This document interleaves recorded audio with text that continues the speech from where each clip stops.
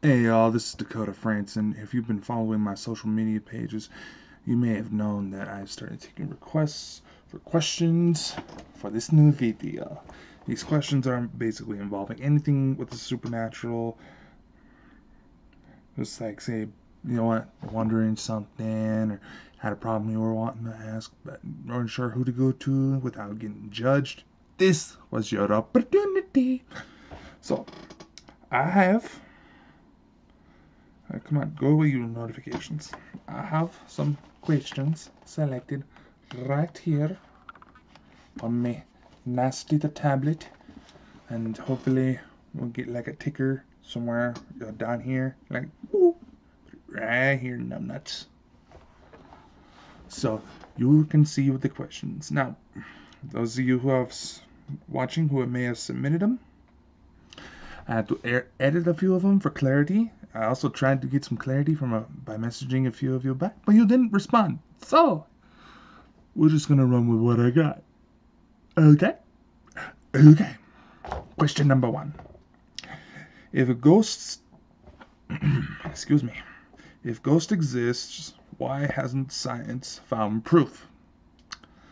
Well, if you're going to be one of those ignorant motherfuckers that thinks science has discovered everything, or if there's any truth to ghost claims, science would have found it by now, you an ignorant son of a bitch.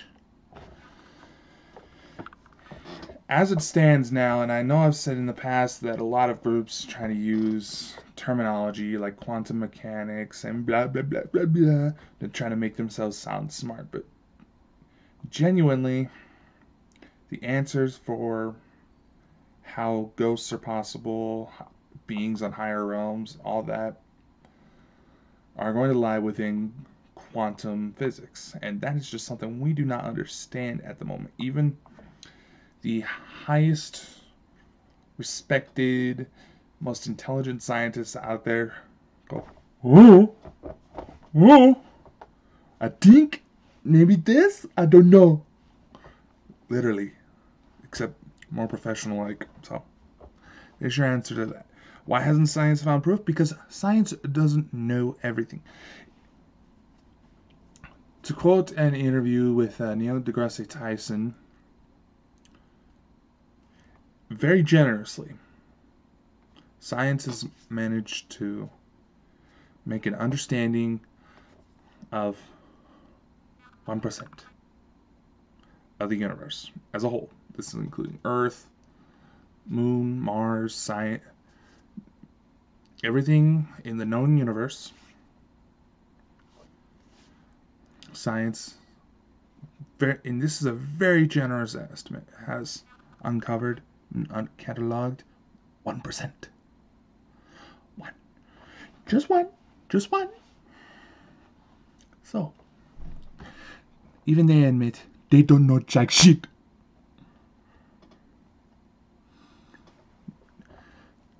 Next question. Now, I should add in real quick. I'll probably edit these, but I've also added a few questions that were fairly common, that I get a lot, just to try to put them out there. You know what I mean? You know what I mean? You know what I mean? Anyway, next question. Let's see. Here's one that caught my interest when it was presented. But why don't mermaids interact with humans? Because mermaids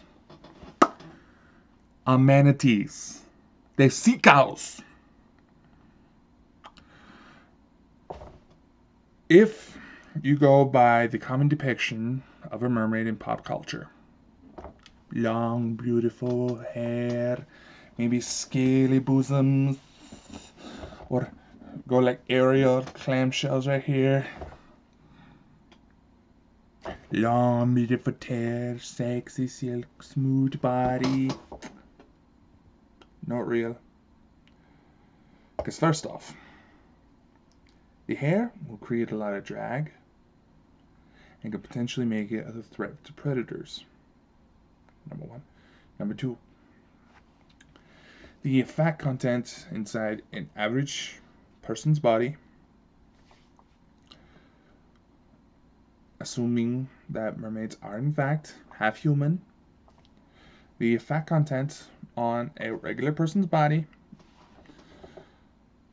would not be able to keep the body warm from colder waters. So, that is why aquatic mammals have blubber to help keep them warm. So, chances are you'll be really fat. Number 3.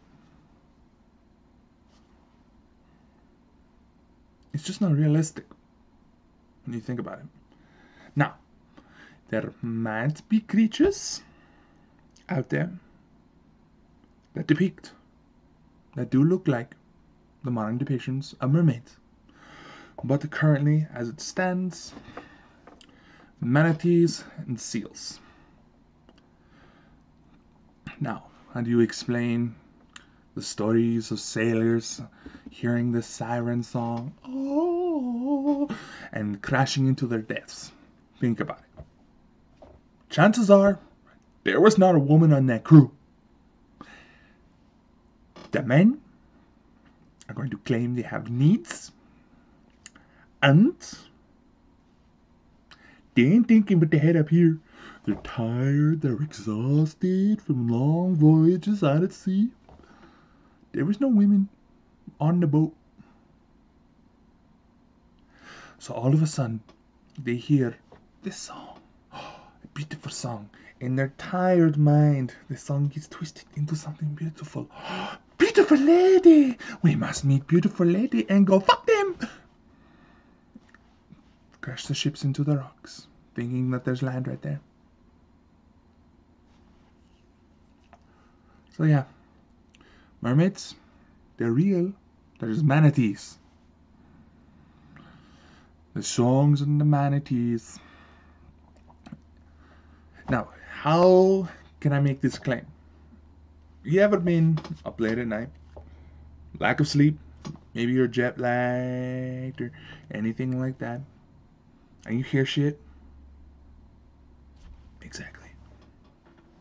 Next question. Here, oh, let me see. I got a nice little list on my little tablet right here. Let's see.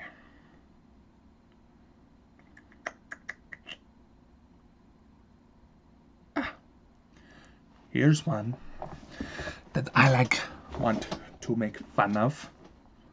What are your thoughts on the flat Earth and hollow Earth theories? Really? Really? I gotta pause this video because I'm doing my laundry right now. So, I'll come make fun of you later. Okay. So, where were we? Oh yeah. Flat Earth and hollow Earth. Bullshit. You flat earthers are possibly some of the dumbest motherfuckers out there. You need to pay attention in science class more. Dakota people are allowed to believe what they want to believe. And I'm allowed to say you're a fucking moron. And there are so many goddamn contradictions within the so-called Flat Earth Society that they themselves don't know what the fuck they're talking about. Like they claim that, unlike Earth, Mars is a sphere. What the fuck? How in the hell? Because God made it so. God doesn't give a shit. A disc, it just does not. A flat planet surface just does not work. This is not Asgard.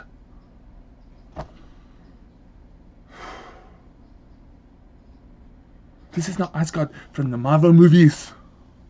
This is real life.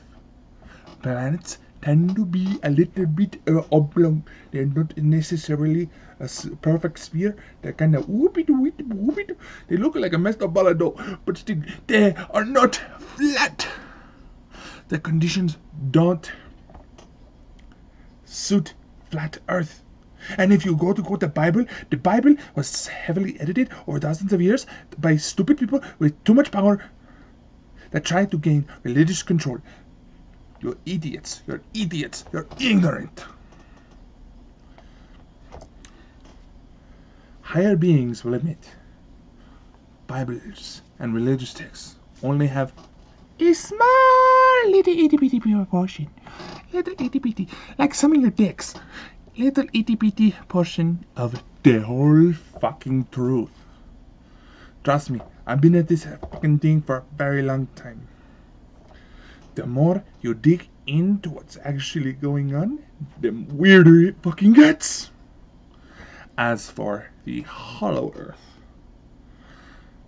it is my personal belief, and it stands to credibility, that maybe there are cave systems along the North and South Poles that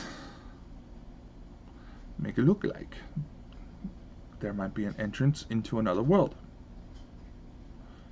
You do enough spelunking and all that fun and shit,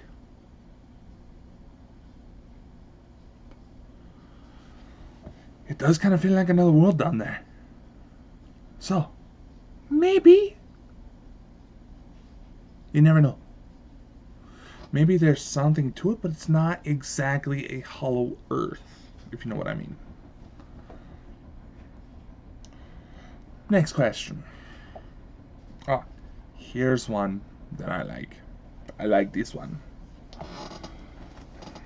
I like this particular question. Is the show Supernatural real? Like, does the stuff they show actually happen? Yes and no. There are secret societies, there are ghosts, demons, monsters, but it's not quite the same. If they were able to show exactly how that shit went down, the show would be a hell of a lot weirder. And angels don't necessarily walk the earth in quote-unquote vessels. They don't need to. If an angel were to, they can actually make themselves appear in a human form. Which goes to one of my theories. And this is something that this show Supernatural has touched on a little bit. Ghosts and demons and angels and maybe even gods, like the pagan gods, Zeus, Thor, Aphrodite, those ones, were once human themselves. There's a whole like hierarchy. I'm trying to dig through some of the data in order to try to organize this theory a lot more. But where does it stand? Metatron. Yes, that dick waffle from Supernatural that caused all that shit and cast the angels out of heaven. He was once human. And so was his twin brother. That would make the show a hell of a lot more interesting. Family drama. Ooh. Yes. The story goes that Metatron actually... I'm sorry, I was just looking over here to see if I can find the right book to where I read it. Maybe it's in this sigil book. We're done. Apparently the answer wasn't in that one. I'm going to check in this one real quick. So, I'll be back. Why am I so blurry? Woo! There we go. I'm beautiful again. Found it. And this is the book. Encyclopedia of the Angels. Why didn't I not dig at this first? Anyway. Let's see. Blah, blah, blah. Metatron. Sorry. Allergies this time of year fucking suck. Anyway. Metatron is the most important angel in Jewish lore, which probably accounts for his name, which means the throne beside the throne of God. He is sometimes known as the Lesser Yahweh.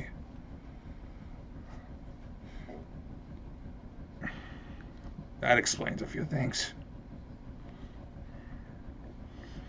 Now, here's the interesting one. According to legend, Metatron was originally Enoch, Adam's great-great-great-great-grandson, who lived for 365 years on Earth before God took him and turned him into an angel.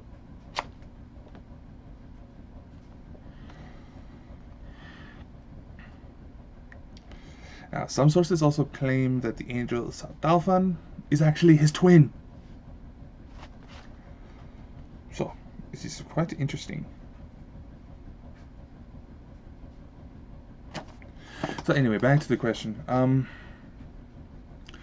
The producers of the show Supernatural do a lot of extensive research on occult subjects like this in order to give a sense of realism, but there's only so much that they can do. They say, like, for example, Metatron in his angelic form has like 36 wings. He's almost the size of the Earth and has over 300,000 eyes. That explains why he would be the scribe. Sees fucking everything. So anyway, so technically, yes, the stuff does happen. Hunting vampires, wendigos, stuff like that. It's my personal belief that there's truth to just about every myth and legend. It's just a matter of sorting through all the bullshit. So, I hope that answers your question. We will be moving on now to next question. Here's one. This one was kind of interesting, nevertheless, but it's kind of backs up with the whole premise of Supernatural, you know, free will and all that bullshit. Okay, okay, moving on to the question now. I swear I'm moving on. Shut up! No, wait, already did that one. What is the difference in free will between realms? I had to edit this one for clarity. Basically, the angels aren't, and this kind of backs up my theory that perhaps angels were once human, and so far Metatron and Sadalf and his brother Sadalfan are the only ones I've really been able to find it to back up this theory. But nevertheless, free will exists across the board. They're welcome to think. Angels, demons, they can do whatever the fuck they want. It's all the same. Now, why does this happen? That can essentially go into a matter of creation itself. That might create a huge religious debate, and I still need to work on all of my facts. Perhaps for another time. So, next question. Ooh, here was an interesting one. This is one that caught my attention. I wanted to try to contact this person, so if you're watching, answer your fucking mail! In order to get some clarity, but they didn't answer, so I'm gonna go with the best interpretation that I have. What is the difference between a ghost, an energy imprint, and an ancestor? Now, my understanding of things, I believe this person was referring to ancestors a lot like ancient Polynesian and Native American cultures were referred to ancestral spirits. So, that being the case, your answer? Not much. An energy imprint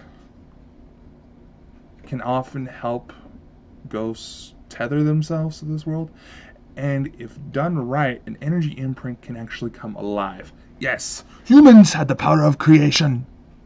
We're just not that very good at it. Sorry, damn allergies. That's getting about time I need to take another pill anyway. There's actually not much difference. A ghost, person who recently died. Person who died. Energy imprint can either be a tether for a ghost or a new creature in itself. There are some areas called tulpas or thought forms. Now, ancestors, ancient spirits. and they've been in this for so long. They may be part of the earth and the trees and the air. There's a huge, like, real dialogue, and I'm already over my expected time frame for this video, so we need to continue on. So, answer, in short, not much difference. Basically, just what form they're taking. Ow. Okay. Here's one. Someone knew that I was in Scotland earlier this year. What are your thoughts on the Loch Ness Monster? She's real! I got pictures. I got the picture. Look at me. Ooh, yeah. Ooh, yeah. Pictures right here. I took of the Loch Ness Monster. I took the first fucking sighting of her for the year 2018. And guess what? There's more than one! If you trace back to the history and go through the Loch Ness registry, I'll include the link in the description, but if you go through the Loch Ness registry, sightings of her actually date back to the 6th century. It is quite possible she is a biological creature. Sightings of similar Nessie-like creatures have been spotted all over the world. It is an undiscovered creature, and for it has been around for as long as it has been. There's either two things. The one less likely option, a very long lifespan, biological immortality. Or the second, there's got to be more than one. As for whether or not she's a remnant of a dinosaur, she kind of looks like it, I'll be honest. She kind of looks like she's part dino. I saw her with my own peepers. So, Nessie's real. Bigfoot's real. And no, not just me. I have a size 18 shoe, I have to say that. Anyway, next question. Let's see. Ooh. I think I might not do all the questions I have here, just for time's sake. I'll do 2 more questions. If aliens were real and visiting Earth, why don't they just come down and say hello? Some of them have. But it gets a bit more complicated than that. A lot of these entities, let's just go with that term for now, are actually claiming they are evolutionary descendants of modern man, which pairs into another question that I have listed here. So we'll combine these two. Yes, they are coming down to say hello. Yes, there is a cover-up. But there's also a lot of freak out because you don't know what the fuck is going on. That's the reason why behind the cover-ups. We don't actually know what the fuck is going on. We've used some of that technology before, and it is actually present in modern day. Some secret societies have technology that is advanced hundreds and hundreds of years before what is readily available to the mass population right now. That is, in fact, the truth. And there have been several... You shut up. There have actually been several former government agents who have worked military bases, such as... Some have actually worked Area 51, who have gone on record as the saying that no matter what you think is real, no matter what conspiracy you might come up with, the reality is several thousand times more worse. That's kind of scary. And these people, they have verifiable backgrounds, so kind of makes you wonder. So another question that I actually got is, I read somewhere that UFOs might actually be types of time machines. What are your thoughts on that? It really does make sense when you think about it, because these craft, the type of speeds and the type of, how should I put this?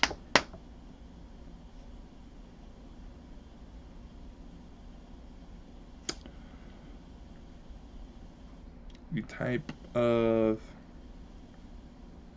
physics, let's call that. The type of physics that they would have to utilize could very well cause time dilation to where it can possibly move through time. And if that's the case, they don't necessarily want to be doing these launches on Earth because it might create a black hole on the surface of the Earth. We don't want that. So some of these theories indicate that some of these extraterrestrials are distant evolutionary descendants of modern men. Some of them have come from colonies that mankind has set up on other planets. So looks like we're going to get the space race going pretty good. Now, why are they coming back? Some stories indicate that there was a nasty war that's coming up. And there's quite a few interested parties that are saying that there's going to be another big fight, like what caused the angels, Lucifer and his other fallen angels, to come down from heaven. There's going to be another fight like that coming up. So it's kind of interesting. But this also and in return to some of their technologies and something like that, they come back and study a lot of the records from our time frame and now. They apparently became lost, so this shit got real. Or at least that's the story. So they're coming back and they're studying as far as alien abductions that could further it. They're needing genetic samples, and there are some legitimate abduction stories that just don't add up to modern explanations. So, that being the case, I think it's an interesting topic that needs a lot more research. And if the conspiracy theories are true, we're actually going to have a couple more revelations within the next 4 years on alien activity, which already started with the government coming out and officially admitting that they have been investigating UFO activity. That caught my interest. Ooh. Ironically, the same year that the JFK documents could have been declassified. So, interesting. It is interesting, nevertheless. So, being that I have combined those two questions into one, we're going to go with one more, then we're going to close out this show. Aww. Are monsters real? I tried to ask for clarification if they're really meaning like vampires, werewolves, things like that. But they didn't answer. So, monsters. That is a term that has been used for many years to describe something, to give it's essentially a label to an entity of sorts that has either committed or is capable of committing horrible acts of violence. That is the definition I like to use. Going by that definition alone, yes, monsters are real. And what we call monsters over the course of time will change. Like the Loch Ness Monster, that's more marketing. She's actually not mean at all. She'll come up and swim around. She's not mean. She's minding her own business. As far as vampires, werewolves, there's some groups that claim they are, but there's also such thing as clinical lycanthropy. So that is a matter of debate. So, are monsters real? Yes. Vampires, werewolves, maybe. Kind of looking into some of those stories. So myself. So I will give you updates on that later. So I think we're gonna call it a day. If you like this video, be sure to like, subscribe, check out the links below. Follow my Facebook, YouTube, Twitter, all sorts of fun shit. Instagram, Snapchat. Look it up. You can do it. Do it now. Check out my Rajon store. Oh, Jerry, check out my eBay. All sales from my store, my Amazon, my Rajon. All the sales from those proceeds get to go to charity. So you get to feel good about buying potentially stupid shit. I'm just kidding. It's not stupid. It's my shit.